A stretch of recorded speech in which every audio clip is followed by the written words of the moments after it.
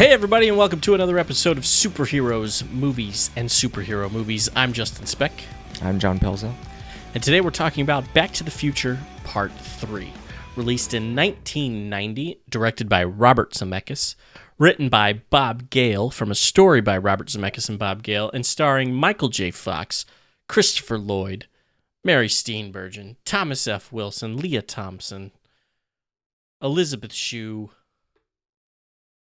and a bunch of other actors who are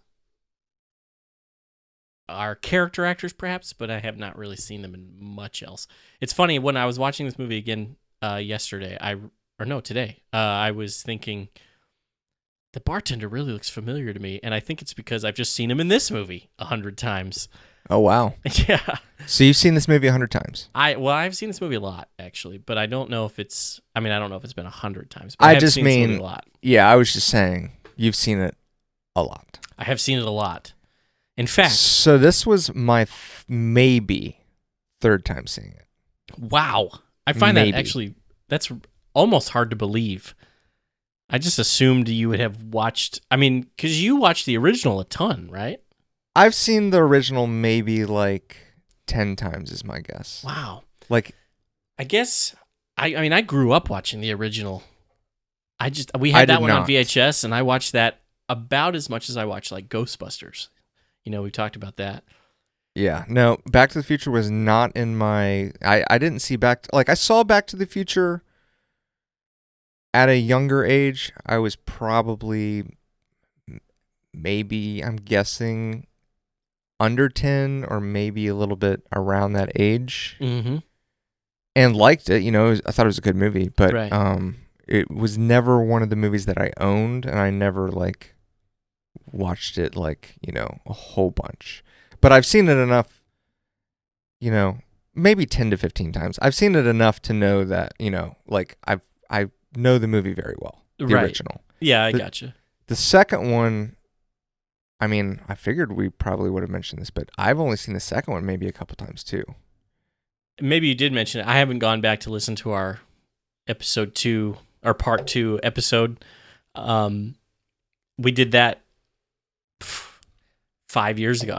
By the time this episode airs, it'll be over 5 years. It'll be 5.5 years ago, because that episode aired, I remember, on October 21st, 2015, which is when that's the date that Doc and Marty go to the future.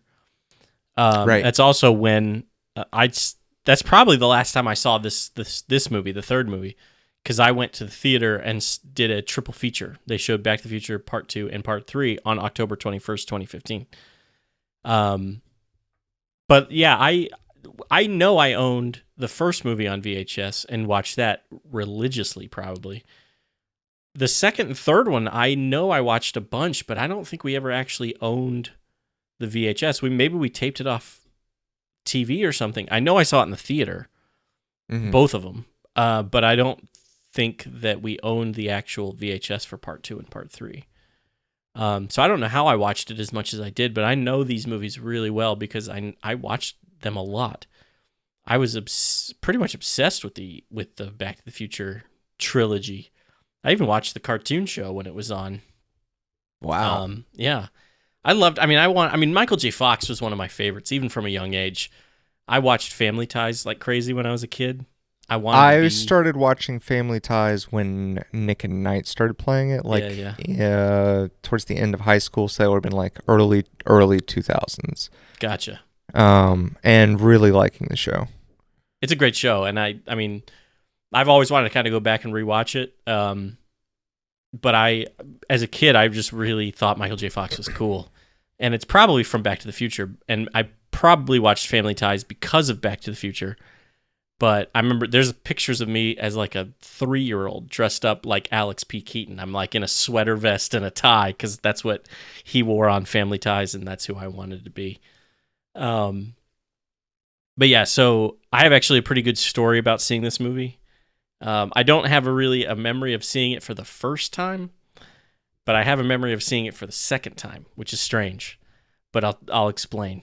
So this is one of my favorite stories about my dad that I tell, and it's funny because I think I told it to my dad, and my dad has no recollection of it, which is it's kind of sad to me because it's such a big moment in my life. and it obviously was not as big of a moment in his life. So when I was a kid, when I was young, I mean, this movie came out it came out in like May of 1990. I was still 6 years old, going on 7. And so whenever I was in the car with my parents, if we passed a movie theater or a Toys R Us, I inevitably was like, we got to stop. We got to go. It was like, there's a Toys R Us right there. We got to go. And it was the same thing with movie theaters. I was like, there's a movie. We got to go see whatever big movie was playing at the time. So my dad had been out of town when we went to go see Back to the Future Part 3. I think I remember seeing it with my mom and my brother and sister, and that was it. My dad came back into town, and the theater that we went to, and nobody else is going to know what I'm talking about here, but John, you'll know what I'm talking about. There's on Barrett Parkway, you know where that where Movie Stop used to be? Behind there used to be like a dollar theater. Yes. That used to be, I don't know if it was a dollar theater back in 1990, but that was a movie theater. And my dad came home from being out of town. My dad travels a lot for his job. He came home and he goes, you know what, guys? Talking to the kids, he's like, I really am craving Burger King. I really want Burger King. And so he was like, you want to go to Burger King with me? That's an interesting craving. Yeah, right. He was like, I really want Burger King. So we all hopped in the car, everybody except my mom. And we went to Barrett Parkway to that Burger King there. And as soon as we got within like eyesight range of that movie theater, I went, Dad, Back to the Future Part 3 is playing. We got to go see Back to the Future Part 3. And my dad goes, okay, that's a good idea. And my mind was blown. Because wow. I mean, I had, how many times in my young 6 years, 5.5 years, had I been like, we got to go see this movie? And they'd been like, no, we're not going to stop and go see a movie. Right. And my dad was like, all right, let's do it. Yeah. And it's Back to the Future 3. So, like, You're super excited. Like, I'm going to actually get to see it in a few minutes. And I couldn't believe it. And it was, I remember getting home that night and being like, Mom, we went and saw Back to the Future 3. And she was like, I know. And then it occurred to me even then that I realized How did she know? My dad had planned it. My dad knew that by saying he was going to Burger King, even though he had no intention of going to Burger King, he knew that when I saw the movie theater, I would say, Dad, we gotta go see Back to the Future 3. And he'd be like, oh, that sounds like a great idea. Because we never went to Burger King that night. We just went to the movie theater. That's so cool. So the fact that he knew that I would do that and said that, let's go to Burger King. I'm craving Burger King. That to me, I just was like, that was like one of the best moments of my life. It's like as a kid, especially, it was like it was incredible being able to go, Dad, Back to the Future Part 3 is playing right there. And he was like, okay. And I was like, what? You're actually saying yes to this? Yeah. Yeah. So that has stuck with me, obviously, for It's funny years. Because you said your mom knew, and my immediate thought was like, well, we didn't have cell phones, so did he go call her? Did he go to a payphone? Right. So. No, he had, and I wondered, I was curious. He probably didn't tell my sister, but I wondered if he told my brother, hey, we're not actually going to Burger King. I just want to get to that area, and I know Justin will say, hey, let's go see Back to the Future. Because I don't remember, unless we went to Burger King and then the movie, I have no recollection of going to Burger King. I just remember my dad going, okay, and pulling into the movie theater, and we go into the movies to see Back to the Future Part 3. So it blew my mind. It was incredible. I love it. And like I said, my dad has no recollection of it. He doesn't remember doing that, which is a bummer to me. But yeah, well, I can definitely see why you remember your second time seeing it. So pretty big moment for me. But so you didn't see this in the theater? You saw this in the 2000s, you said? Yeah, I didn't see. No, that was. That was Family Ties. Oh, that's right. Yeah. All right. I don't remember when I saw it for the first time. I just remember it's always been part of the I was really excited to see Back to the Future Part 2 because they went to the future. Yeah. And I wanted to see what that was like. Right. So I saw that. I don't remember when either for that, but I just remember, oh, there's a third one. and seeing it on TV and um, being, intrigued about them going to the past, but obviously not as excited as I had As been the about future. the future. And it seems like it was on TV maybe or something. I don't think I rented it. Maybe I did. It's possible, but it did not stick with me at all, and I didn't watch it for a long time until I don't even, maybe with my kids, like when they were younger, and Luke like picked Back to the Future one time, and we watched all of them. That's maybe the second time. So, if I've even seen it more than twice, this could have been my second time. Wow. That's crazy to me. So the second one I saw in the theater, and I remember because they shot these movies back to back, just about. I watched a couple of special features on the Blu-ray today, and they said that they shot them both movies over an 11-month period with a 3-week hiatus in between. So pretty much back to back. So when the second movie came out, at the very end of the film, and it might even be this way on the DVD and stuff, they had a preview of part 3. I think it said to be continued, and then yes, they might have no, shown it actually says to be concluded. To be concluded, right? And then so that tells you that they intended for the third one to be the last one. Yes, I think so. I mean, I know I think on the DVD of the first movie, and it might be on the Blu-ray too. I'm not sure. It says to be continued at the end of that movie, and I remember my dad telling me like when that movie came out in the theater, it did not say to be continued. That was something they added in later. Oh, okay. So I think when the first movie came out, it was very much intended to be a standalone film. And then it just did really well. Right. And they decided to do a sequel. And I remember reading that when Bob Gale, I think, was writing the script, it was ended up being too long to be one movie. Because he had the whole future part and he had the whole Western part in one script. Okay. And so they basically decided to do 2 movies, but they would shoot them back to back. And so when part 2 came out, they had a preview for part 3 at the end of part 2.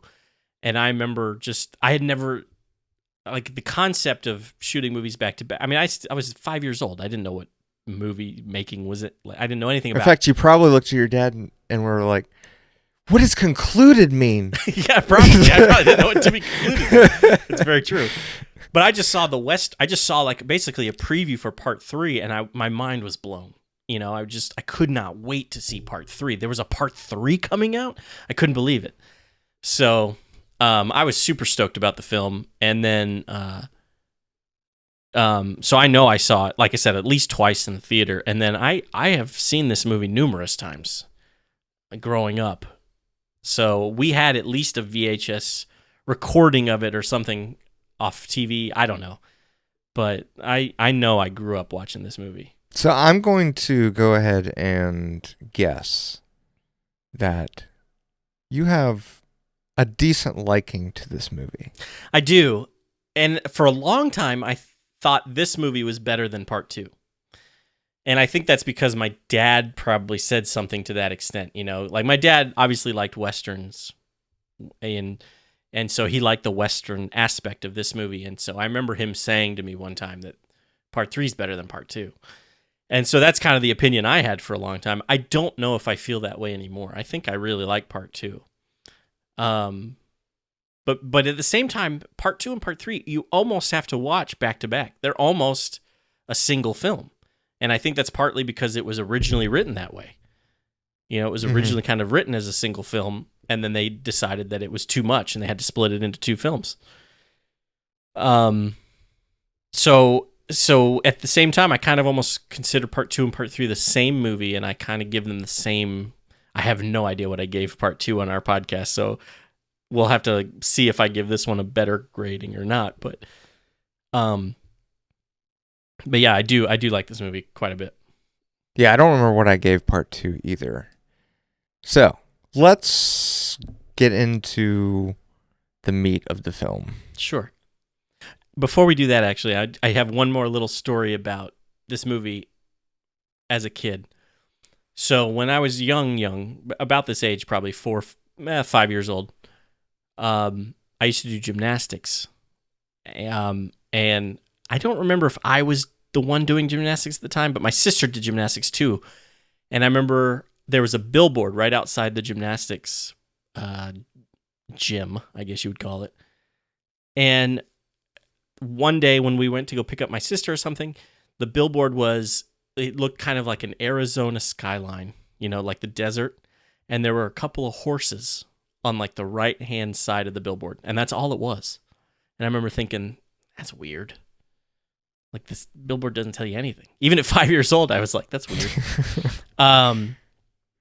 Then I think like the next week, we went to either drop my sister off at gymnastics or I had a class at gymnastics or something. I came out, looked at the billboard, and it was the same skyline, but now there was like 2 horses. Or it looked like maybe 4 horses. It was kind of 2 horses side by side, 2 rows of horses.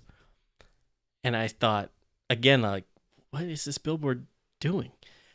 And then I think the next week I showed up, and it was the 3 horses and the DeLorean, and it said Back to the Future, and which I thought was one of the coolest billboard like advertisements I'd ever seen.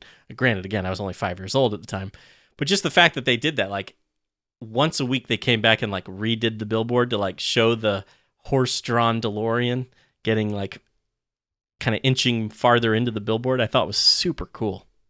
Yeah. And that just always kind of stood out to me. They don't obviously do that type of stuff anymore. Speaking of DeLoreans, I forgot to tell you this, and I've been meaning to tell you like for a couple months now, and it'll pop in my head and I'll be like, oh yeah, I need to remember to tell Justin that. But like a DeLorean was driving down Bell's Ferry the other day. Oh, really? Yes, like right by my neighborhood. Wow. Like I was like at a stoplight next to it. That's pretty cool. I've always thought like if I ever won the lottery, it'd be cool to have a DeLorean, but I don't know if I'd actually want to own one. I just want to drive one, I think, Oh, but yeah. I don't know. I mean, I'm sure if you could own one, Justin, You might as well. I think you would. Yeah, and I would change it up to have like I don't even know what they are. Those things they have on the back of the time machine that look like kind of big exhaust, but they're not. So anyway, must be for the flux capacitor. It's got to be for the flux capacitor, right? Let's get into the meat of the movie, like you said. So the first note I wrote is I actually love the Universal logos in the very beginning of the film. Yes, agreed. I didn't watch the whole movie with commentary, but I watched a tiny bit of the movie with commentary. And Bob Gale was saying that they were considering using the same Universal logo as the other 2 movies because they wanted to be consistent, but Universal really wanted this movie to be the first movie with their new 75th anniversary logo. Mm-hmm. So, as far as I know, this is the first movie that had that new kind of... And it's really cool because it fits. Yeah, Because absolutely. It's like going through time. That's true. That's a good point. Yeah. That's a very good point. In fact, point. honestly, like I had seen this before, so I remember thinking when I first saw it, I was like, oh, are they going to do this because it's Back to the Future? And then I was like, well, they've done this in other movies too. But then I was like, well, it could almost seem like it was made for Back to the Future. It's funny. I never even thought about it. The fact that we're seeing all the old logos and it's going through time. But you're absolutely right. It makes a lot of sense to use it for a Back to the Future movie. Yeah. Obviously, too, Back to the Future was a big moneymaker for Universal, so they wanted to unveil their new logo in front of a because they knew people were going to go see it. Right. Yeah. Now, did Back to the Future 2 do well for its release? I think so. I don't have any. I mean, not necessarily ticket sales, because I'm sure those ticket sales were good, but did the audience like it? As far as I know, they did. Mm-hmm. Like, again, I don't have anything in front of me to say whether they did or not. I don't have the Rotten Tomatoes audience score, which I don't know if you could even go off Rotten Tomatoes, because the audience score would be audiences now. Anybody can get on Rotten Tomatoes and give a grade. Well, it depends. Sometimes if they find like an old review of like some of the more well-known reviewers, they'll... Well, that would be for critics. But Correct. for audiences, Okay, yes. yeah, Correct. Critics, I yes. don't know. Right.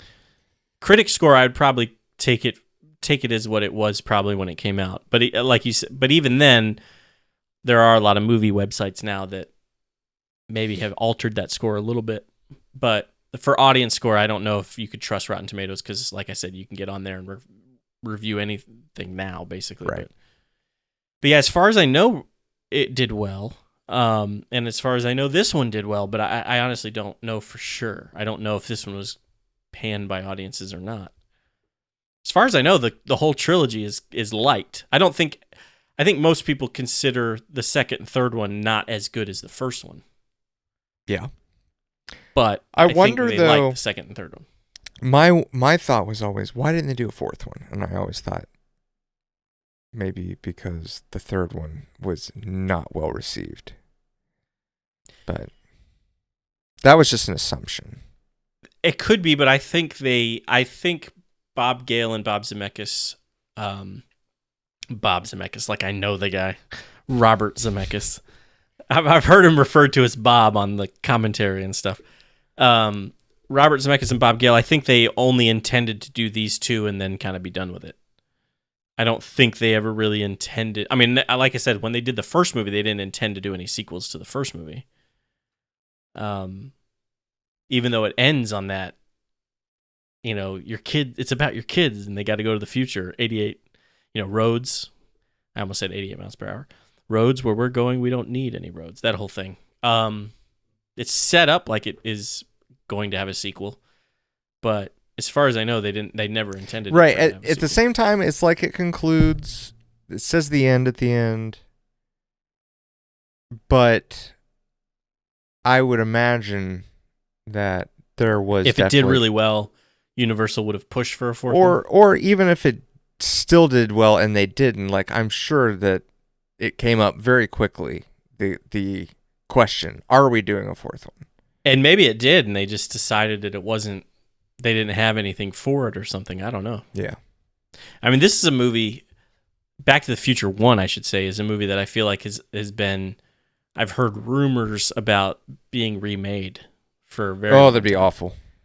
I agree. I think generally I don't really have a problem with remakes because in my brain, the original is always going to be there, and they're not going to do anything to really. They're not going to erase the original movie by any means.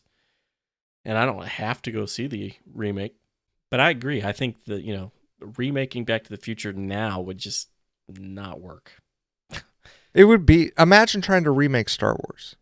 Right. And like we're gonna tell A New Hope again, but with different actors. Right. What? And that's the exact thing. Like I know we said this for our Matrix episode, but like I cannot imagine this movie with other actors. Even though Eric Stoltz was originally cast as Marty McFly, but like, can you imagine anybody else as Doc Brown? No. And so I don't know. I'm sure there's people still talking about remaking Back to the Future and trying to figure out how to make it work. And I just don't Right. think it could, just because I just don't think you'd ever be able to recreate the magic that is with Michael J. Fox. You would have to do like a reboot, like to where same concept, but it's not Marty and Doc Brown. It's like two other people, different and it's like Back to the Future. Right. There's not a DeLorean. It's some kind of other time machine. Well, you could still, go with the we're still trying to be Back to the Future, but like, make maybe a new car, like, not a DeLorean, or like you said, maybe something else, but is just, like, no, I think if you did an actual Back to the Future reboot, it'd have to be a car. I think it would have to be a car, but I don't think it would be a DeLorean just because DeLoreans are not. Or if it was, common. It would be like a DeLorean is, revamping and coming out with a new model. Yeah. And then you could do a Back to the Future. Right. Do the new model DeLorean. Yeah. But I don't know how common were DeLoreans back in 1985. I don't think they were common. I think, but they were common enough that Marty knew what a DeLorean was. Correct. I'm guessing. Like I don't know. I have no idea, but I'm assuming that they were a very well-known sports car, and Doc Brown had money. He did have money. So it's not a cheap car. Like, or you can say with the knowledge and, you know, like it looks like that's what sports cars looked like back then. So right, but at the same time, Marty questions his choice of car. He's in the first movie, you know, he's like, "You build a time machine out of a DeLorean?" Yeah. You know, he's like, what? I remember watching that, and I've seen that scene many times thinking that. But that's not what he's doing. He's saying, you took a DeLorean and destroyed it? Oh, you think it's that? Yes. Like it's cool you made a time machine, but did you really have to destroy a DeLorean? Like you had a DeLorean and you made it a time machine? That's how I took it. That's interesting. I've never taken it that way. I've always taken it as you chose a DeLorean out of all the like cars a you could have picked. Junk? Yeah. Right. You chose that to be the time machine? That's how I've always taken it. I'm curious to see. I'd be curious to know if what you said is what the writers intended, you know? Because I think when I was younger, I thought the same thing that you're saying. Like a DeLorean? Like it's metal. Like or not it's not obviously it's metal.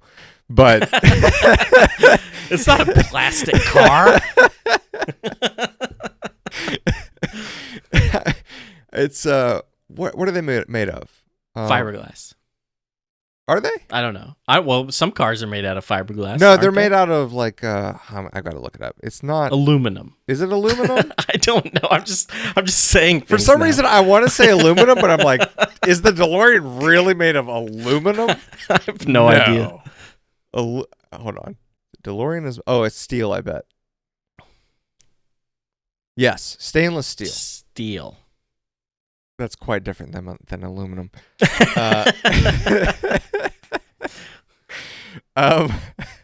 Aluminum. Yeah, it's so. Yeah, as a kid, you know, you're like, it looks like a trash can. Right.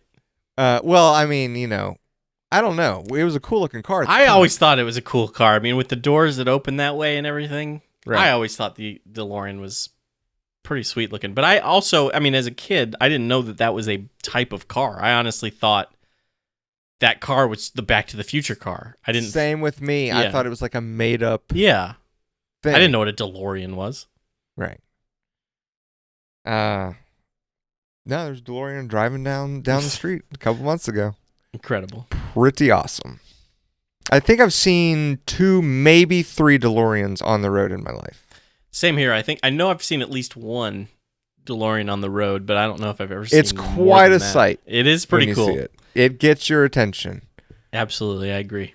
There's a couple cars that drive around here too that have like the Jurassic Park paint on it, and it looks like they're wrapped like. That's another car that I would like if I won the lottery. That's probably what I would do. I'd buy a Jeep and like make it out to look like the.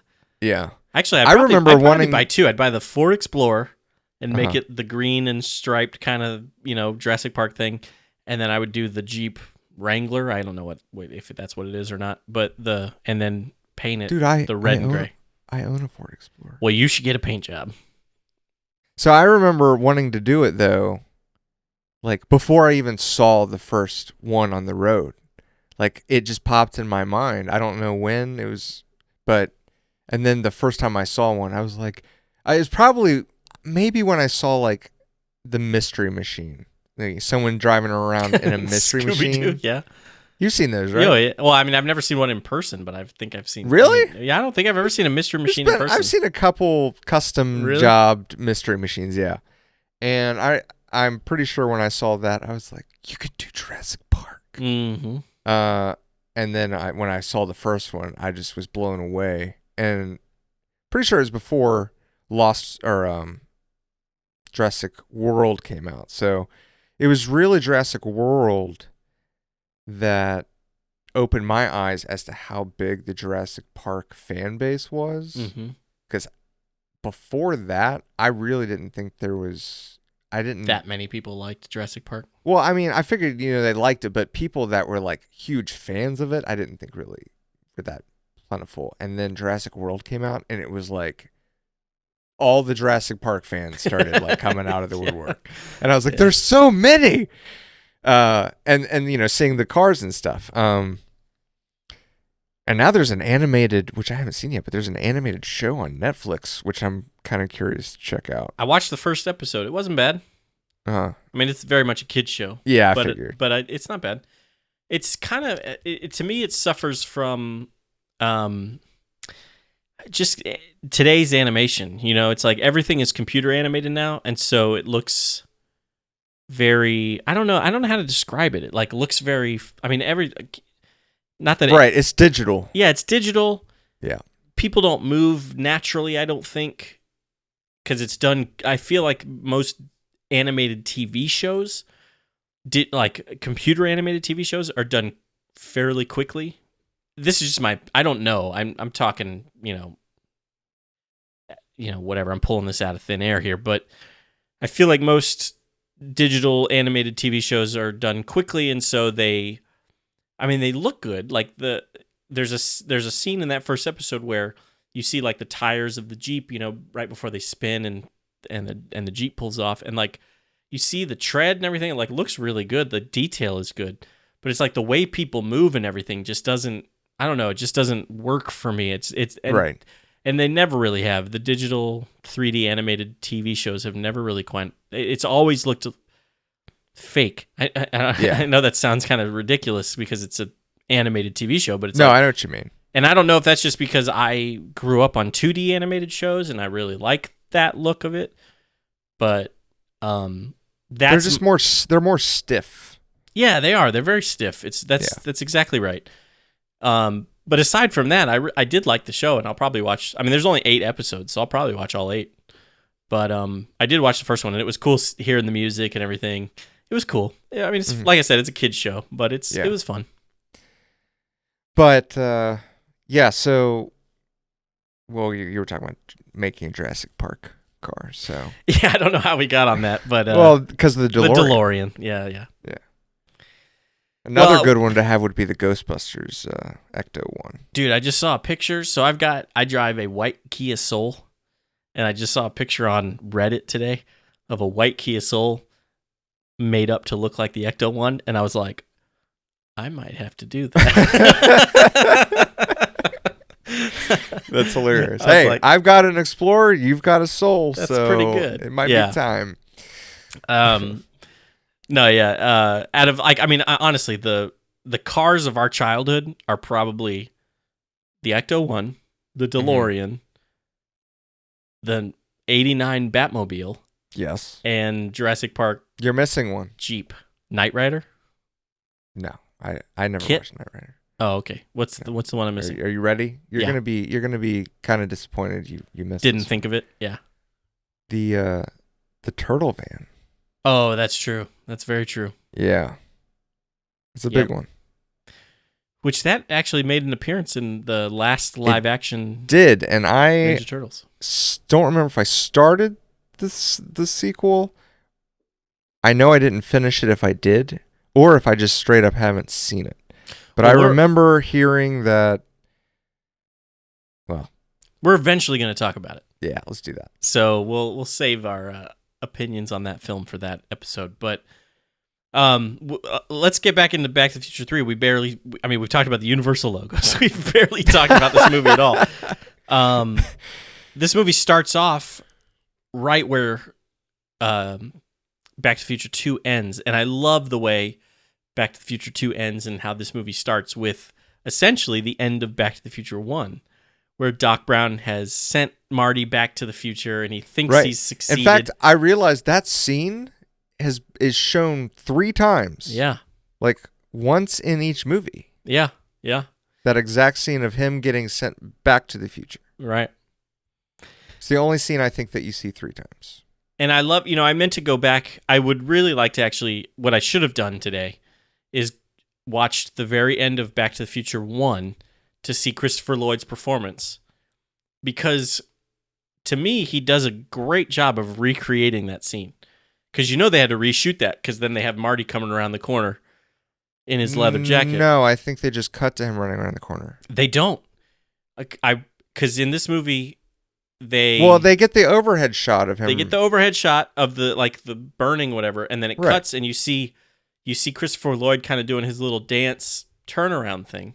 Uh-huh. And then he starts to walk back towards his car, and Marty comes around the corner. It's all that whole thing is like one shot of him doing the dance.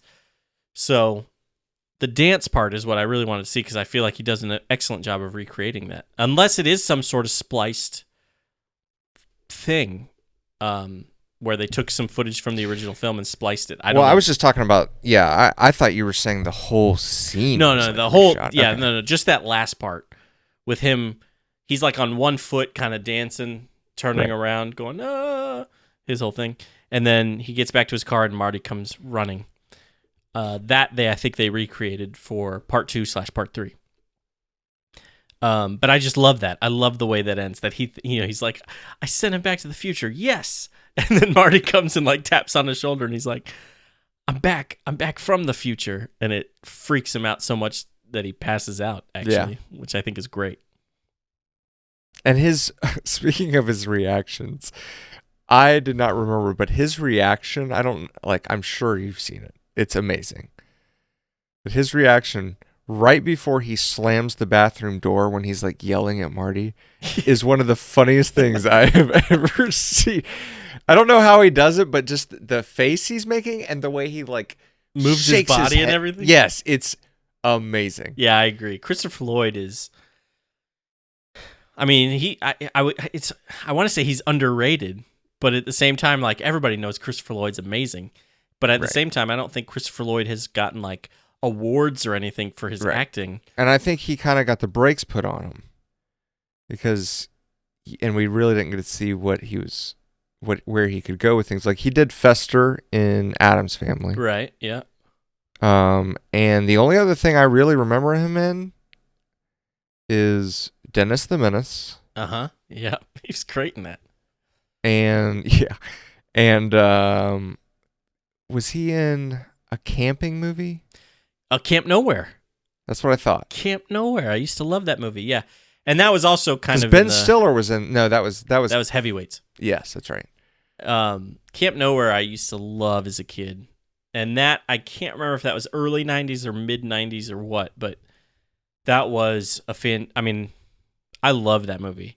I actually have a good story about Jonathan Jackson. That's the kid that played Mud in that movie. This is the main character. He used to come into my Blockbuster in Burbank, and but he used to come into my Blockbuster. So I wouldn't say I got to know him, but he recognized me, and I was going to see a movie in Burbank, California, and he was there, and I ran into him, and he was like, "Hey," and I was like, "Hey, how's it going?" And he goes, "What movie are you seeing?" And I was going to see Magic Mike. No. Just that Channing Tatum or Tatum Wait a minute. stripper Were you movie. going? Were you going by yourself? No, I was going with a group. But I would be lying if I said I was not interested in the movie because it was Steven Soderbergh. Steven Soderbergh directed Magic Mike, and I'm a big Steven Soderbergh fan.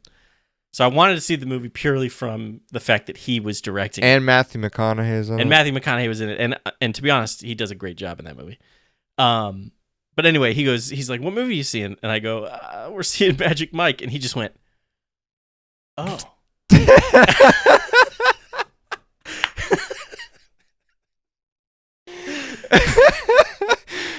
And then I never saw him again. I never saw that guy again.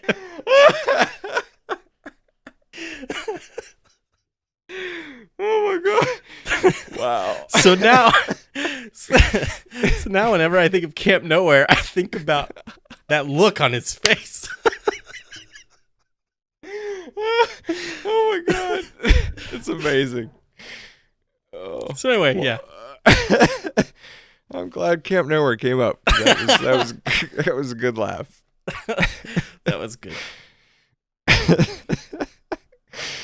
Oh. But no, I agree with you. Like, I think Christopher Lloyd. I mean, honestly, Christopher Lloyd is probably. I mean, he's in kind of retirement age, so I think he's probably not doing as many things as he could be doing. He probably just does stuff here and there because he wants to. I haven't heard of him doing a movie forever. Yeah, I mean, I could look at his IMDb and see what the last thing he did, but yeah, I agree. I don't think I have really heard about him doing anything major recently either.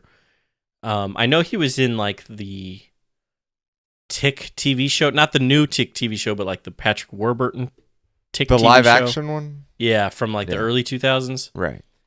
I mean, he's got a lot of acting credits on his IMDb. AP Bio, he did an episode of. He was apparently did a few episodes of the 12 Monkeys TV show. So I mean, he's still working quite a bit. It's just maybe not necessarily what we're watching. You know what I mean? Yeah.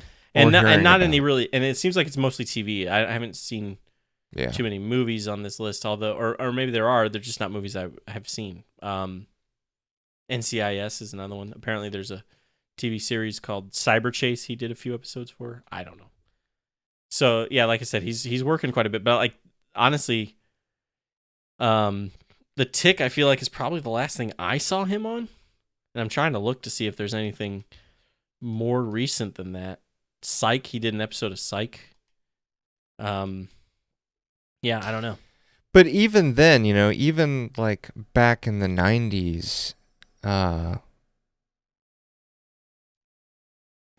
only named 3 other movies that I can think of him being in, and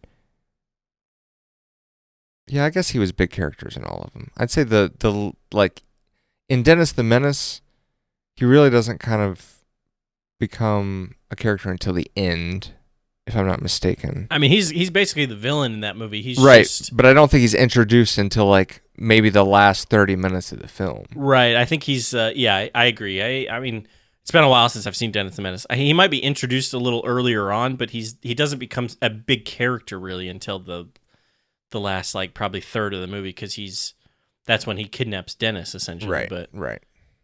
but yeah, for the first part of the movie, it's just Dennis annoying Mr. Wilson, and then the Christopher Lloyd's character kind of takes over. So yeah, like I mean, you could kind of say the same thing about some of the other actors in this movie or in this trilogy, really.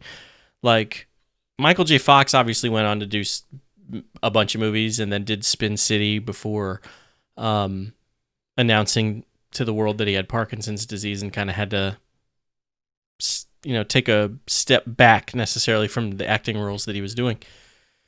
But like Leah Thompson, And I found out today that he was diagnosed with it in 91. he was diagnosed early, yeah, because I And read that's when this movie came out. this movie came out in 90. Oh, He did actually, it? I think, that's actually a good question. I read his autobiography years ago, and I remember the first symptom he saw was his pinky like wouldn't stop shaking, and that was when he was shooting Doc Hollywood.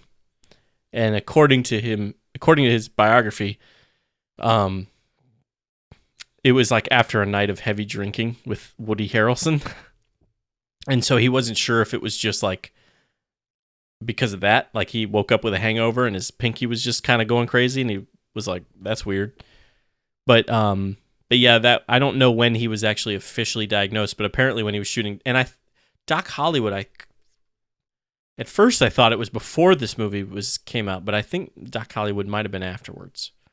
I don't know, but yeah, pretty early on. He was diagnosed fairly early on and kept it a secret for a while. I know he did the movie The American President and was taking medication to help with his like shakes. And I remember there's a moment in his autobiography talking about how he had just taken the medication and he had to go report for this physical exam that he had to do for like insurance wise for the American President, and like he hadn't stopped shaking yet, and he was worried he was going to be found out. But by the time they like called him, his shakes had subsided and it was fine. But I remember when he was doing Spin City, he had to basically stop doing Spin City because it was getting to the point where he could no longer hide it. Mm-hmm. And so he had to kind of come public with it and say he could no longer do the TV show. And he's done guest appearances here and there throughout Right. the years. He even had his own TV show for a moment. Right. called The Michael J. Fox Show that was canceled pretty quickly, which is unfortunate. He's always been one of my favorite actors. I just, I don't know if you could necessarily say Michael J. Fox has like a wide range, but he's always just been really good. He's always been enjoyable to watch. And so I've always really liked it. And I'm, ashamed to say I didn't really watch the Michael J. Fox Show, but at the same time, I don't think I had cable then or anything. So I don't know if I had a way to watch that show, but I've always been a big fan of Michael J. Fox, and I would like to see him do more. Have you seen the show since? I haven't. I think I've seen the pilot. I don't remember how I got to see it, but it reminded me of like Modern Family. It was kind of like a mockumentary style type thing. And I just don't know if it was up to par necessarily with like Modern Family. Right. But like I said, I like Michael J. Fox, so I would watch it if it was streaming somewhere. I'd watch it now, but no, I haven't really seen the show, to be honest with you. I'm part of the reason it got canceled because I didn't watch it. There you go. It's my fault. You should not be able to sleep tonight. I probably won't. Good. To be honest with you. That's fitting for not helping out. Back to the Future 3. We were talking about Michael J. Fox, so. Yeah, appropriate. I did write some notes for this film. Not a whole lot, but the first note I wrote after the Universal logos note I wrote was Copernicus can read the tombstone. That was my note. Because the dog, and it's a cute little scene, but like they go to the mine to find the DeLorean, which I love. I love the fact that Emmett Brown, knew to hide the DeLorean in the old mine or whatever, and that it would be fine for 70 years. But then the dog, they're like calling Copernicus to get in the car and go home, and Copernicus is standing by Emmett Brown's grave. To me, I took that as he sensed. I'm sure that's how it is. That's probably what the filmmakers are going for too. There was a connection there, and he sensed that this was the grave of his owner or something. But at the same time, I was like, I know he didn't, and he probably didn't smell it. Smell can't be the same. So he has to have read the tombstone. I have a note. What month does Back to the Future take place in? The first movie? Yes. That's a great question, actually. I don't know. Because... Does it not say? It might. It probably does in the first film, and I just can't remember. Well, we need to know, because in order for me to continue talking about this, I have to know what, if it talks about the month. November 12th. It takes place in November. I was trying to remember, because I know, like, does he go back to November of 1955 as well? Yes, that's what I was just looking up. And the reason I was asking was because with the letter, it says September 1st. Right. And they mention... He dies September 7th. Right, but 1885. When they're uncovering the car... Right. Doc makes a comment as to how long the car has been buried there. Right. And he says, like, I don't remember how many years... well, if it's 1885, 1955 would be 70 years. Yeah, 70 years. And then he says, and 2 months and 13 or 14 days. Gotcha. And I was like, so September, that would make this November. And then I remember thinking, but if it was established in the first movie, maybe I'm wrong, but to me, Back to the Future never felt like it took place. Where does it take place? Also, that was another question. What state is this taking place in? California. Hill Valley's in California. Okay. Yeah. All right. Well, fair enough then. I'll give them it, because I was going to say it technically should be, chances are it's going to be really cold where they are. Unless... Yeah, it's Southern California, so I feel like November in Southern California isn't really, Right. Okay.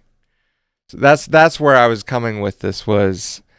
I realized this time, I was like, wait a minute, it's November? And I was like, Back to the Future has never seemed like a winter movie. Like it almost seems like, Right? Yeah. Like it's November, but it like never doesn't feel like it's about to be Thanksgiving or Christmas. Like I was trying to think, like, that. do they wear shorts and stuff in the movies and blah blah blah blah. So No, I mean they wear like, I mean he's got that in the first movie. He's got that vest on, but aside from that, no, there's really nothing to indicate that it takes place during November. Right.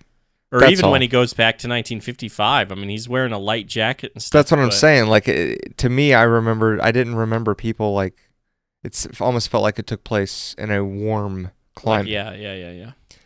And I was just curious about that. That's all. Way off base. That was the only note I took, too. That was the only thing I wrote a couple more notes. Let me just look at my other notes. Oh, yeah. Okay, So in the movie, Marty obviously goes back into 1885 to save Doc, and that plan goes horribly wrong because Native Americans shoot up his DeLorean, shoot arrows into his DeLorean, and he busts the fuel line and all that stuff. So they're trying to figure out a way to get them back to 1985, back to the future, if you will. And they talk about Clayton Ravine. They talk about the bridge that goes over Clayton Ravine, and they talk about pushing the DeLorean with the train going 88 miles an hour. And then once they get to Clayton Ravine, the DeLorean will continue on into 1985, where there is a finished bridge, but the locomotive will crash into the ravine. Right? Here's the note I wrote.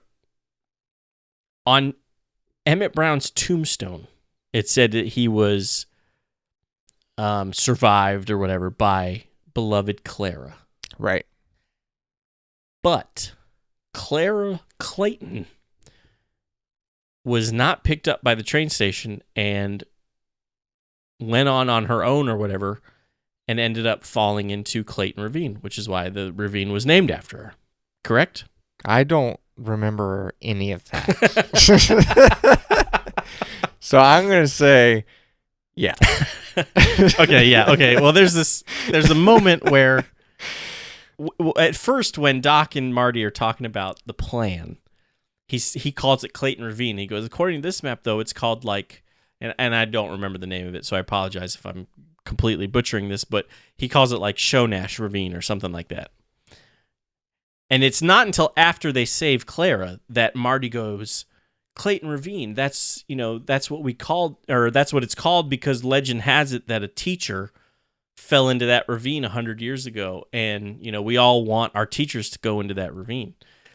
And Doc goes, 100 years ago, that's now. And so the idea is Clara Clayton flew over, fell into that ravine and died, and they named the ravine after her. Right. So my question is, the plot hole that I think I kind of discovered, essentially, is Emmett and Marty save Clara. Emmett, really. Because they're out there scouting the bridge, trying to figure out how to get Marty back to 1985.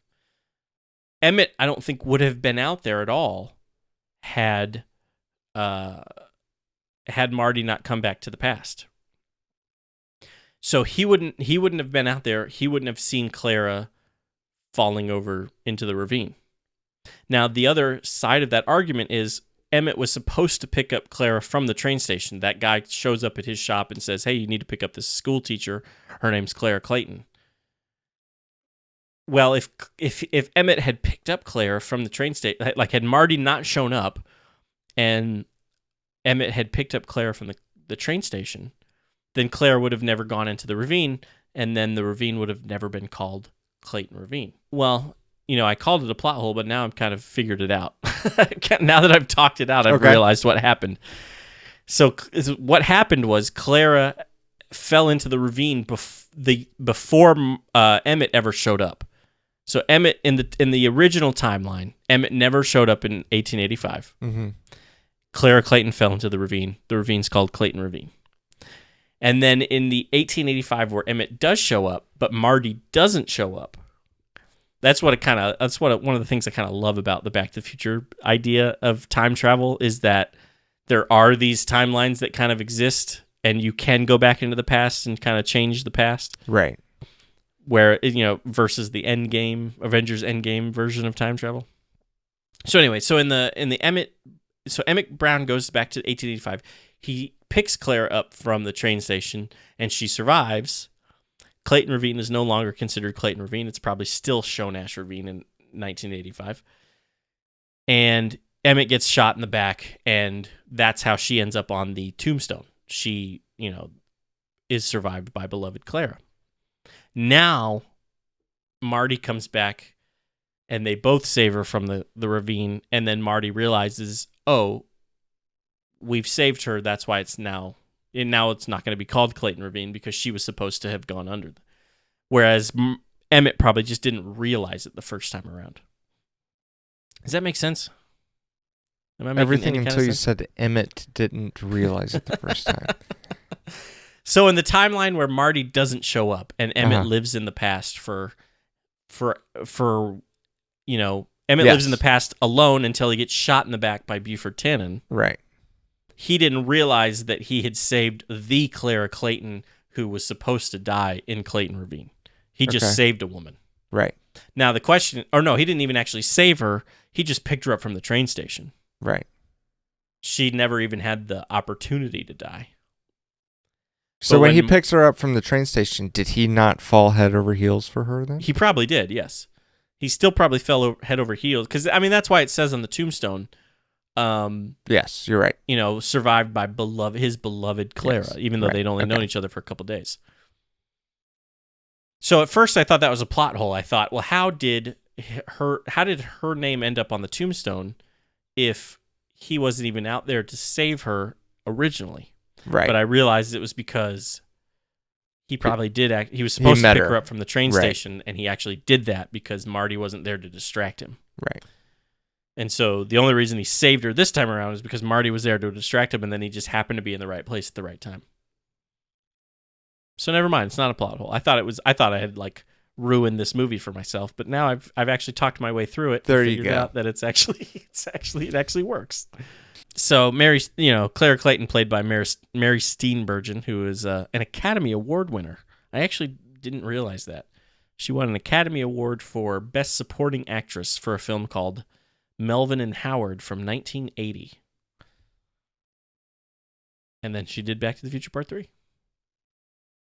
I'm sure she did other things, but I wasn't a big fan of her, honestly. Not a fan of Mary Steenburgen. Yeah. Why is that? To me, just when I watched her act, it just felt a little too superficial.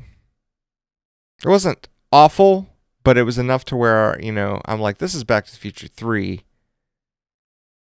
But the fact that you said she won An Academy Award. Right. For Best Supporting Actress. Yeah. So, Did you, it was one of those things where you just kind of could tell she was acting? Yes. Yeah. And I get that. I kind of feel that way with her as well in this film. And I don't know if it's, I don't know if I've seen enough Mary Steenburgen films to know if that's just how she acts. What else has she been in? I don't even know if I've seen. I'd have to look her up. But, So she might not be a bad actress. I'm just pointing out that, in my opinion, her performance in this was not the greatest. I agree with that. But like I said, it wasn't like bad per se. Right. It just wasn't as good as it could have been, in my opinion. Sure. I get that. And I kind of feel the same way. I feel that Mary Steenburgen, at times, her acting it feels like acting. It doesn't feel honest, maybe, or realistic, perhaps. Right. Believable. Yeah, there's the word I'm looking for.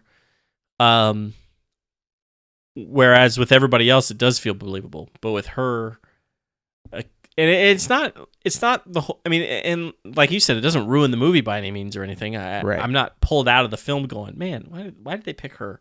It's just at times I think I just kind of feel like, okay, she's acting.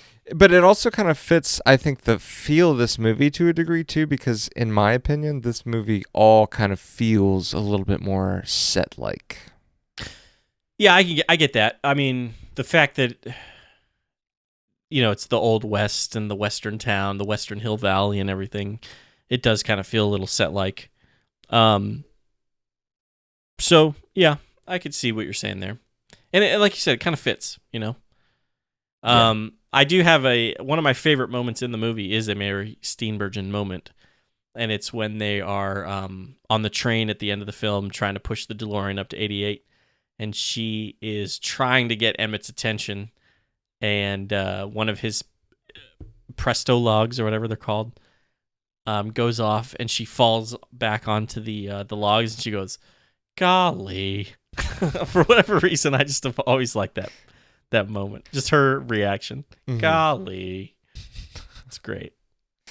Yeah, no, I also, wouldn't replace her. Like, I think that the character that she played and created, like I said, does fit the movie, but only because it's Back to the Future 3. Right. So. Yeah, no, I agree. I wouldn't replace her either. One of the, like I said, I was watching this with commentary briefly. I didn't watch the whole movie. Basically, kind of the first third of it, maybe.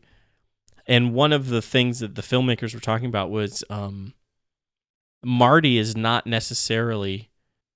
I forget how it was worded. It wasn't the dynamic protagonist, but it was basically saying, Marty's whole storyline.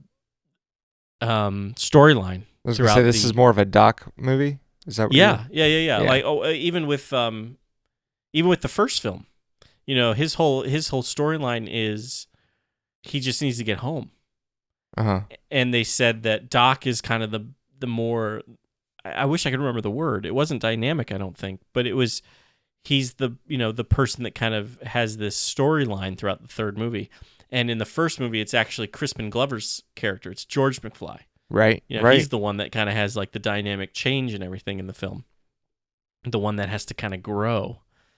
And it's true. Like it's kind of really interesting that Marty McFly is essentially the same character in the beginning of the movie as he is at the end of the movie.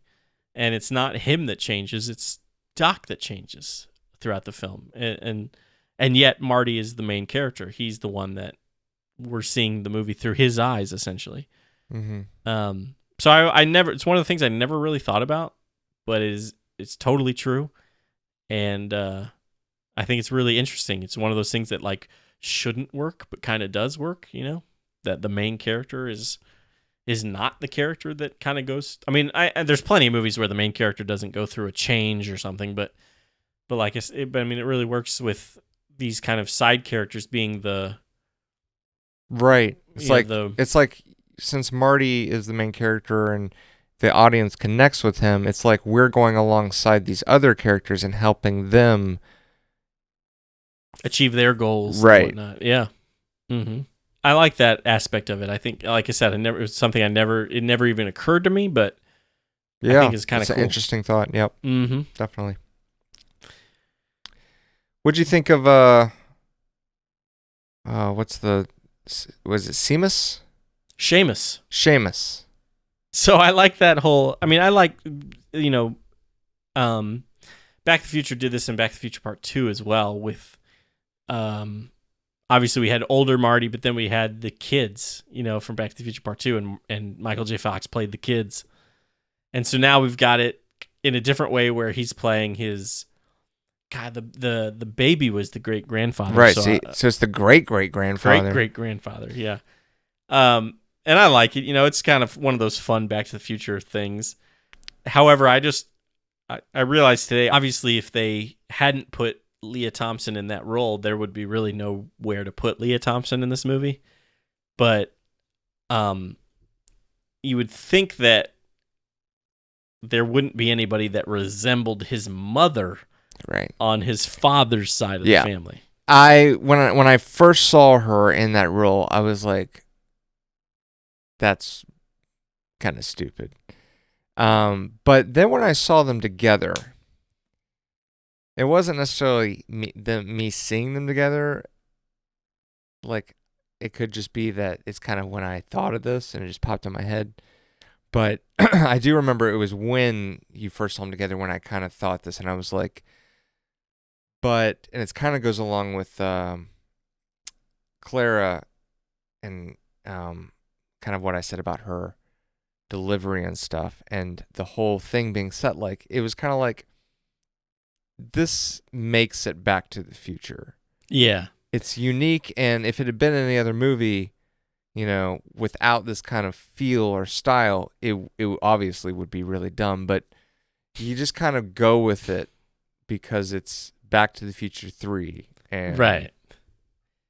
And that's exactly why I think they ended up putting her in that role, is because, he had that whole, he wakes up from being knocked out and he thinks he's back in 1985 until, whatever it is she says, and he goes, "What?" And it kind of makes him realize he's still in the past. But yeah, it's one of those things that does not really make sense, really. Right. But at the same time, it's fun because it's Back to the Future. Exactly. Fun is the word that popped in my head when I was watching it. I was like, this makes it fun. Right. Yeah, exactly. Who's the actress that plays her? Leah Thompson. Yeah. So I also got the vibe that just watching her, she didn't have, obviously near as much to do in this film. No. But I felt like her acting seemed the most practiced in her scenes in this. Like, I felt like she seemed like she had a lot of, developed her acting and it had matured a lot since the first movie. Yeah, Leah Thompson is one of those actresses that, again, like, I haven't really seen her in a whole lot. I've seen her in these movies. She was in Howard the Duck, and then she was on Caroline in the City, that sitcom she had in the 90s. But other than that, like, I don't really know. Well, Some Kind of Wonderful, I guess she was in the 80s. But anyway, it's just one of those things where she's probably a really good actress that has just never been able to really. Yeah, she just seemed like she had more confidence. Like maybe she knew what she was doing a little bit more. Yeah. And yeah, I agree. Like, I haven't seen her in anything else. I haven't. You said she was in Howard the Duck? She is in Howard the Duck. Yeah. I haven't seen Howard the Duck in forever. So, but anyway, yeah. It was fun to see, even though, like we were talking about, it wasn't logical, but right, yeah. It made it made it feel like a Back to the Future. Exactly. Movie. Yeah, exactly. Yep. Well, since we're talking about actors, let's talk about Thomas F. Wilson as Mad Dog Buford Tanner. He also was the same, in my opinion. I thought he showed more in this movie, his acting ability, than he did in the other two movies. I would agree with that. I mean, in the first movie, I mean, he's just playing Biff in the first movie, and right. then in the second movie, he's essentially just playing. I mean, you could argue that he's just playing Biff in this movie too, but he's not, because right, he's different. He's very different in this film, yeah. I think. And in the second movie, he's playing, I forget what Griff. That was the character's name in the second movie, and he's basically just Biff on steroids right. in the second movie. But in this one, he's still Biff, but he's right. It's different. It's and based on this movie alone, I'm actually kind of surprised that Thomas F. Wilson didn't get more roles. I agree. I was really impressed with it. I was like, wow. I was like, he can do some stuff. Yeah. I was glad. I've been rewatching Batman the Animated Series, and he does do a voice in one of the episodes. I forget what episode it is exactly, but he is like kind of a mob boss type kind of character in one of the episodes, which was kind of cool. But yeah, no, I think he's actually in Camp Nowhere. That's hilarious. Yeah. If I'm not mistaken. But yeah, he's one of those actors that, aside from these movies and maybe like the bit part here and there, you haven't really heard from him. You haven't really seen him in anything. Right. And he did that song. He did do that, which was amazing. Yeah. But like he, in my opinion, deserved way more roles just based off of these movies than he got. And maybe he got kind of typecast as being the bully or something. I don't know, but he proved himself to be quite the actor, I think, in this film. Yeah, I agree. Because honestly, he's almost unrecognizable. Yes. I mean, his voice is kind of similar to Biff/Griff. Right. But otherwise, with that mustache and everything, I mean, he does a fantastic job. He does as Buford, and you can see Biff in him, but only because I think he's supposed to be Biff. I think if you had been introduced to this character, like, and didn't know he was supposed to be a Biff, like, I would have never thought to compare him that to it was Biff. the same actor, right? Yeah, no, I agree with you. Yeah, or that it's the same actor, exactly. Yeah. I think I honestly, that was something that kind of stood out to me watching it this time around, was just how good of an actor he really is. Mm-hmm. He does a fantastic job as Buford Tannen. Yep. I mean, and honestly, he does a really good job as all three characters, Biff, Griff, and Right. Buford, because I mean, he could have easily played all three the exact same way. Right. And I think even though I said Biff and Griff are kind of similar, I bet you there's a difference if we go back and like really compare those two characters. There probably is a good difference between them. There is. Griff seems a little bit, like even dumber. Yeah, like, and crazier probably. Yeah, exactly. Like he's almost got some mental issues. Mm-hmm. Biff was just a bully that wasn't bully. educated, like not because he was dumb, but he just didn't pay attention in school.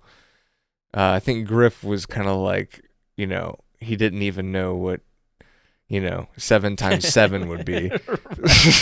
Right. Of course, I don't know if Biff would either, honestly. And Buford probably doesn't either.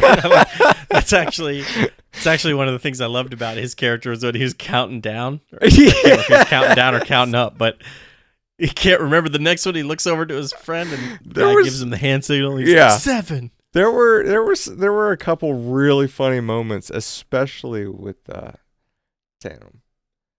That guy. He doesn't know what forfeit means. I like that as well. Yeah. It means you win without a fight. What? You can't do that. Yeah, I mean, I like this movie a lot. I don't have a whole lot of specifics to really talk about. I do. One of the notes I wrote was I love that. Emmett kind of decides that he is going to have to go back to the future, and that Claire can't exactly tell Claire the truth, although he does, and she doesn't believe him, understandably. And so then he's all upset about it. And the note I wrote was, I love how a shot of whiskey just instantly knocks him out. Like it just the way he hits the table's hilarious, Yeah, and I know. I'm shocked how they were able to do that. Because I mean, obviously it was it had to be a double, but man, what a hit! Yeah, I loved it too, and it's one of those things that again is like not realistic, but works within the context of these films, where he just takes that shot and nothing honestly changes on his face. He just falls over. He just falls flat out. I love it. It cracks me up. So I have a couple other notes about kind of specific moments in the movie. All towards the end, I think we've kind of briefly touched over the earlier parts of the film. But the other note I wrote was about Marty wearing that stove door, kind of his bulletproof protection, which he got from the Clint Eastwood film. By the way, $dollars. I love that he goes by Clint Eastwood. I know, I do too, actually. It's one of those great little, like, it starts off as like a throwaway, like when he's Doc, Clint he comes Eastwood, out. Clint Eastwood never wore anything like this, and he's like, Clint who? And he's like, yeah, whatever. And so then he gets to the past, and he's like, Eastwood. Clint Eastwood. Yeah, I love it. And I'm a huge Clint Eastwood fan, so that was just a nice thing anyway. And this is another example of how you kind of see part 2 and part 3 as one movie, because in part 2, Biff, in the alternate 1985 timeline, is watching A Fistful of Dollars.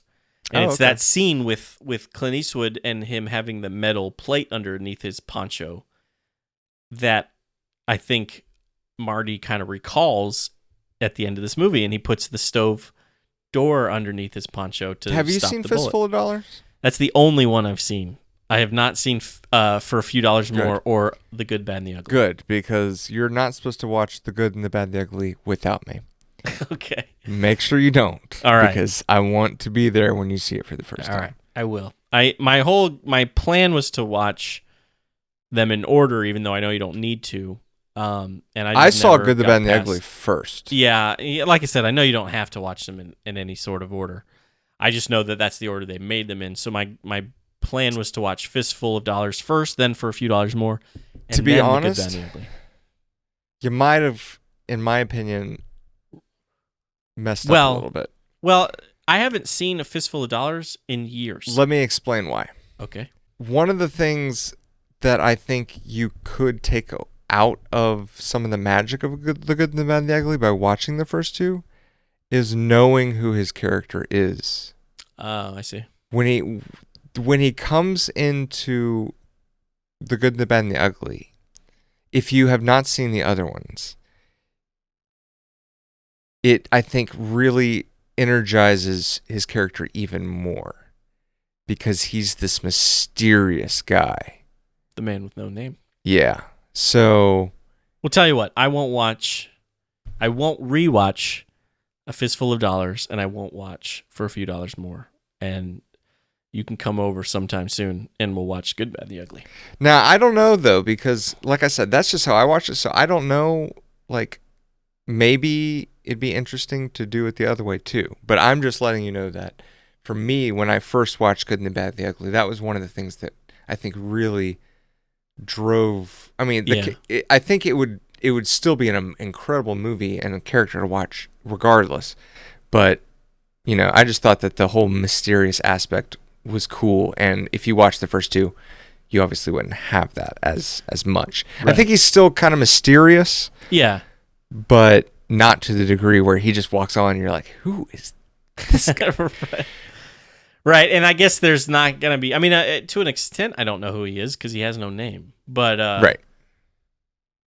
But I have seen A Fistful of Dollars, even though I haven't seen it with, you know, in recent years. So I don't know if I will still get that kind of mysterious reaction that you were talking about. But I am willing to watch Good, the Bad, and the Ugly before I watch... Now, I've only seen... Fistful of Dollars and For a Few Dollars More once each. Mm-hmm. And I remember, you know, liking them. They were really good movies. Yeah. But compared to The Good, the Bad, and the Ugly, I was like, they don't have to hold a candle. I remember thinking A Fistful of Dollars was good. I don't remember being like blown away or anything by it. Right. I do really remember liking... Sergio Leone had another movie called Once Upon a Time in the West. Yeah, I've been wanting to watch that for a while. And I remember thinking that one was really good. So I'm curious to see... And I haven't seen that one in a few years now, too, but I'd be curious to know if I like Good, the Bad, and the Ugly more than Once Upon a Time in the West or not. So, you're going to have to come over sometime, and we're going to have to watch Good, the Bad, and the Ugly, because I feel like it's been, you know, it's about time I need to see it. It's time. Exactly. Yeah. Yeah. So anyway, back to Back to the Future. He sees that scene in Biff's mansion, his condo. I don't know what you call it, the high rise casino thing. Biff is watching that when he's like in the hot tub with those women. That Clint Eastwood scene from Fistful of Dollars is on. So he obviously recalls that scene. At least I think he does in Back to the Future Part 3. What's interesting too is the fact that, you know, we were talking about at the beginning that this was technically written to be one movie. Right. Yeah. So obviously when they picked that as the movie because they knew they wanted to recall that. Yeah, and use the Clint Eastwood thing the whole time. Right, yeah. So it's really interesting to think about when you see that on Biff's screen that it's actually a hint It's not a coincidence or oh yeah, we used that Western movie. Let's Right, let's do a Western. Like it was Yeah. actually a hint towards Mhm. where the next movie was going to take place. And that's why, I mean, this Back to the Future Part 3 was released 6 months after Part 2. I mean, I really feel like these movies really are almost meant to be watched back to back. Mm-hmm. You know, Back to the Future Part 2 and 3 are essentially one movie. So anyway, the note I wrote to go along with that scene was, he's got the photograph of the tombstone. And originally it says Emmett Brown, here lies the Emmett Brown, blah, blah, blah, blah. But then eventually it changes to here lies Clint Eastwood. And so I'm very curious as to whether or not the name started to disappear once he got the idea to put the stove door over his chest, or if Marty actually just went out there anyway. You know, the name hadn't started to disappear, and he's like, well, whatever. This is either going to work or it's not. Because I think that's pretty brave of Marty McFly. It was. To go out there, yeah, without the knowledge of it, of whether or not it's going to work. Yep. So that's that you could kind of argue is a changing moment for Marty, even though I think he always had it in him. Yes. I would say that Marty does change in this movie. Yeah. I mean, because it's something that doesn't appear in the first movie. The whole him being called a chicken thing. Right. That's not in the first movie. That's in the second one. Yeah. He gets called chicken in the second one, and then he gets called yellow in this one, and it's like this. It's his kryptonite, you know, and it's weird. It's one of the things I almost don't like about the sequels. It's a little goofy. It's a little goofy, but that is his change. Is that he learns that Right. and it's something I think he learns from Seamus. You know, that he doesn't have to give in to these people when they call him names. You know, Right. and it's what saves him from getting into the accident at the end, which is actually my other note. That Rolls Royce that he supposedly slams into at the end of the movie, or Right. would have slammed into, that Rolls Royce comes flying out of nowhere into the middle of that street. Like that Rolls Royce does not even stop at the intersection. Like that accident would have completely been, even though those guys were street racing, that Rolls Royce would have completely been at fault. Uh-huh. I mean I rewound it to why I was like, did that Rolls Royce stop? And he doesn't. He just comes flying out of that intersection right into the middle of the street. And so I was like, that would have the idea was that it ruined Marty McFly's life, and he never got to achieve his dreams and whatnot. But like, it would have been that Rolls Royce fault 100%. Yeah. He doesn't even stop. He just goes right out into the street. I was really hoping that a police car's sirens were going to go off too, like right that would after. have been nice too. Yeah, Yeah. Like Needles gets pulled over or something. Yeah, that would have been good. Needles, by the way, played by Flea, Red Hot Chili Peppers bassist. I recognized him from somewhere. Yeah, he's a good-looking guy.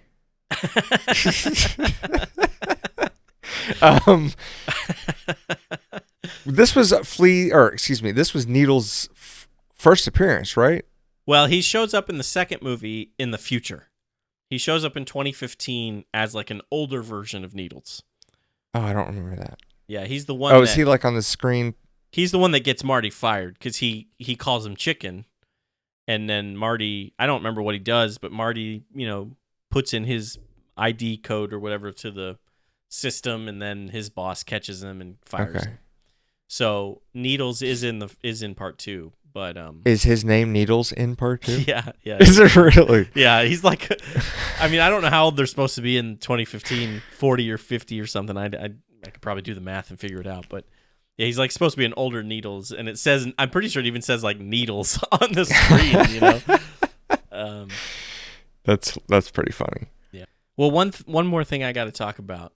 So Doc Brown shows up at the end of the movie. He gets back to 1985. The DeLorean is destroyed by a train, but then Doc Brown shows up in a time traveling train, which is pretty cool. I always thought that was cool as a kid too. I can't not talk about the creepy kid, right?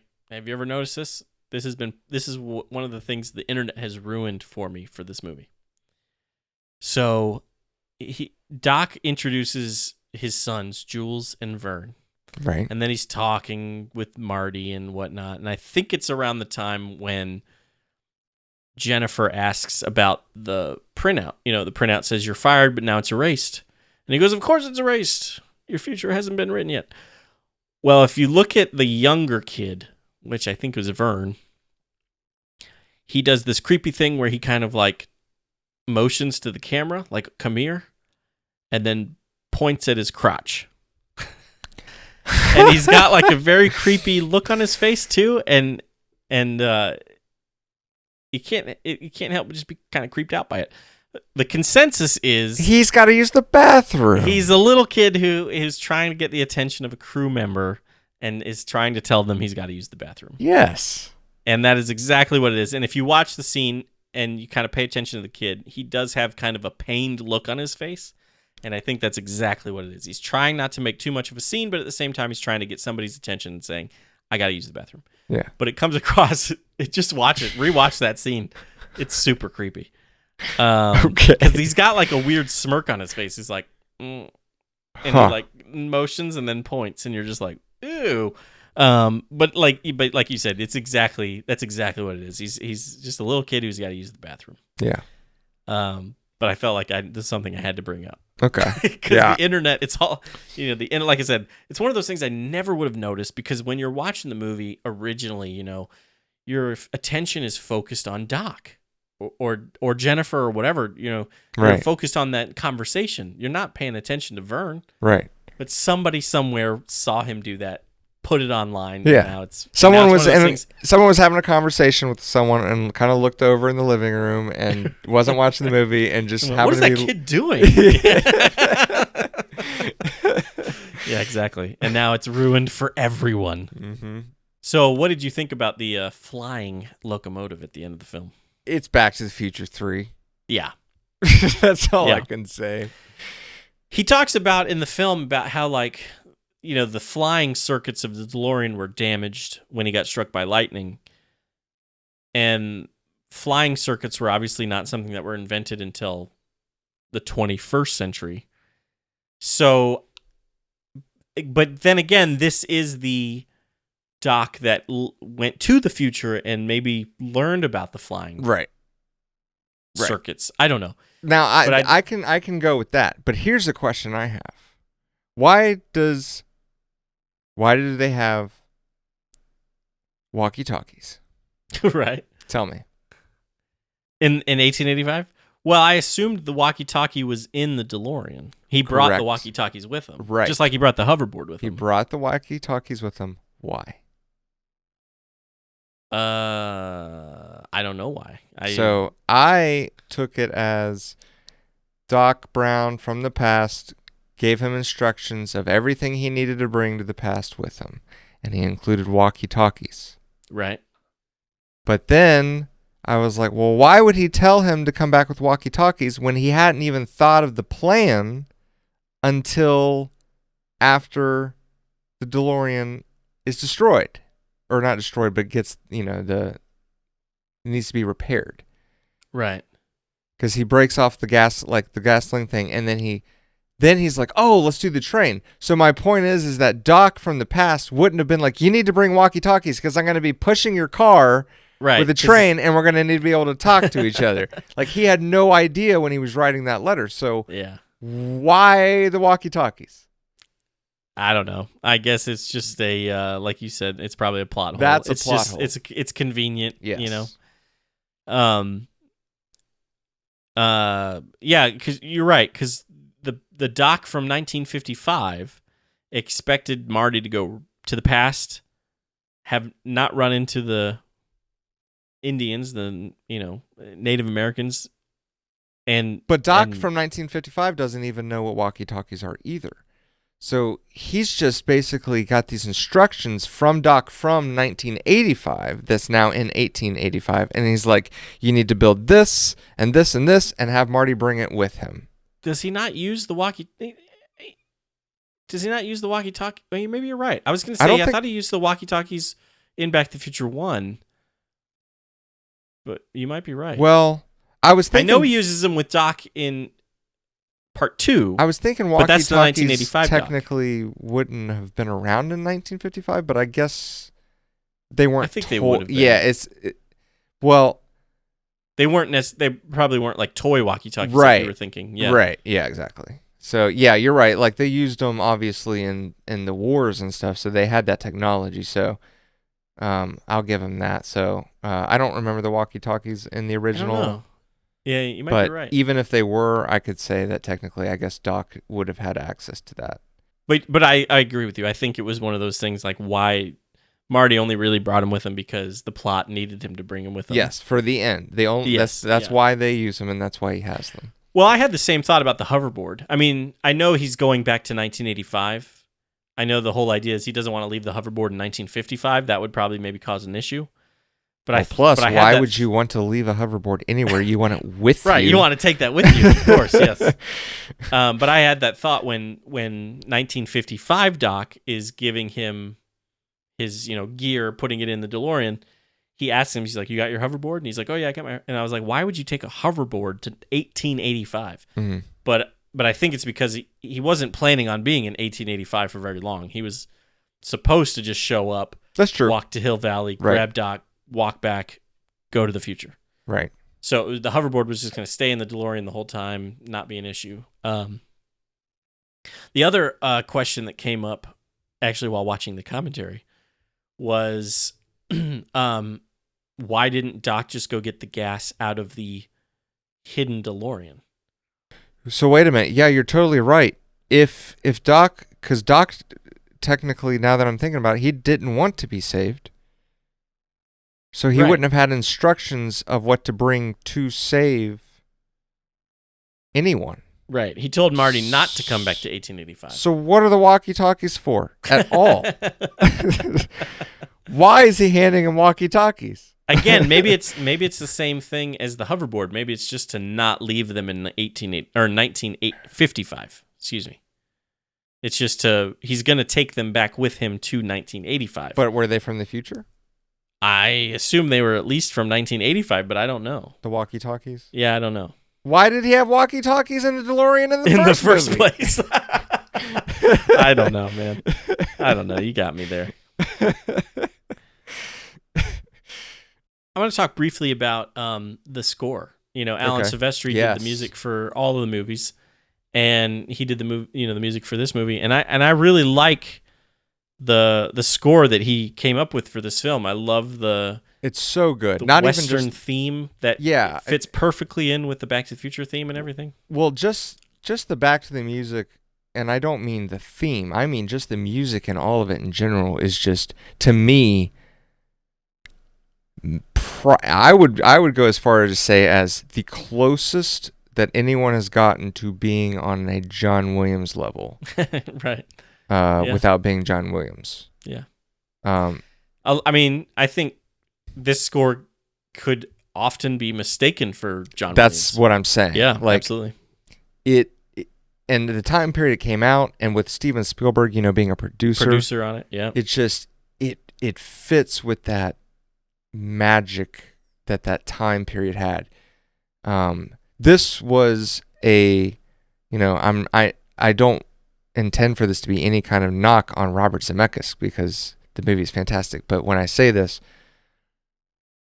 I hope anyone that hears it doesn't take it as an insult or a downgrade for him. But this was definitely a Steven Spielberg level film. Like, it's one of those. It fits with E.T. and right. The first movie, especially, yeah. Like just Jurassic Park, even yeah, exactly. I'm talking about the first movie, but right. But the music goes throughout and Yes. has that first movie feel. That it was just one of those rare things. Now Back to the Future 3. Did you have more to talk about the score? Not really. I just liked the Western kind of style of the music, and I liked how it fits completely into the Back to the Future kind of. And it was fun to do a Western. Right. Like, we got the future, we had the 1950s, and now we got a Western, and it's just a neat little thing that kind of gave you even more understanding of what Back to the Future means when you are talking about the series of Back to the Future and what that story tells. So are you ready to rate? Yeah, I think we can rate it. I love this movie. I know nostalgia plays a big factor into this movie, but I'm tempted to give it a higher rating than I'm going to give it just because of the nostalgia factor. But I think I am going to give it, and this might be higher than you're going to give it, but I'm going to give it 4 stars, 4 out of 5. Yep. For me, this movie is only fun because it's Back to the Future. It's pretty campy. It is a little campy. I would give you that. It's pretty campy. But being Back to the Future, you can just kind of throw that in and enjoy it for what it is because of the characters and the situation they're in as the characters that they are. So I'm actually giving it a higher score than I would because of that. And talking about, it was just kind of fun enjoying the Back to the Future stuff. I give it 3.5 out of 5 stars.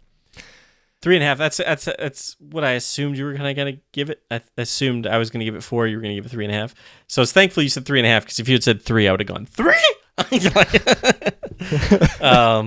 no, 3.5. I could definitely see that. And like I said, I think just having grown up on this movie, like I said, I watch this movie all the time. I mean, I watched the first one the most out of all 3, but I know I watched 2 and 3 a lot as a kid, and so there's that nostalgia factor, and just and like I said, the memory of seeing it with my dad, and the whole idea of him going, I want to go to Burger King, and then we went to the movie theater and everything.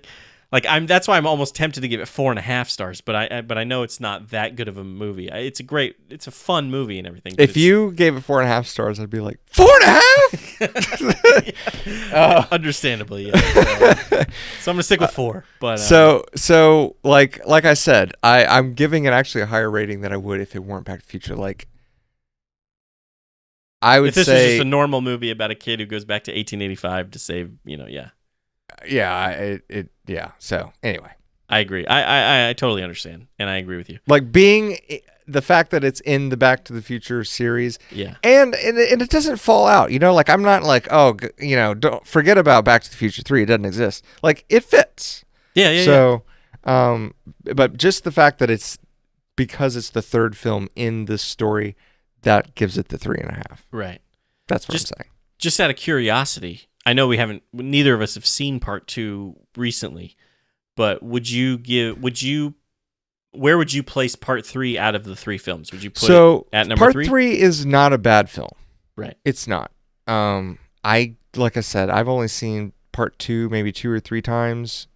I don't remember what I gave it, but when I look back and search like what my gut feelings are thinking about the movie, I'm not a huge fan of Back to the Future 2. I think it's cool with the hoverboard and everything, and just kind of being able to have the movie where you go to the future. But as far as being a good movie, it's I would say this is maybe equal to it's kind of a cheating which answer, surprises but that's exactly me. what I would say. It's like, but it surprises me because I always thought, I used to think, oh, Back to the Future 2's, a pretty good movie. And Back to the Future 3, like I said, I'd seen it once and I just remember being like, it's not very good. Yeah. But now, if I might, I can see myself saying I like Back to the Future 2 a little bit more. I can also see myself going back and watching Back to the Future 2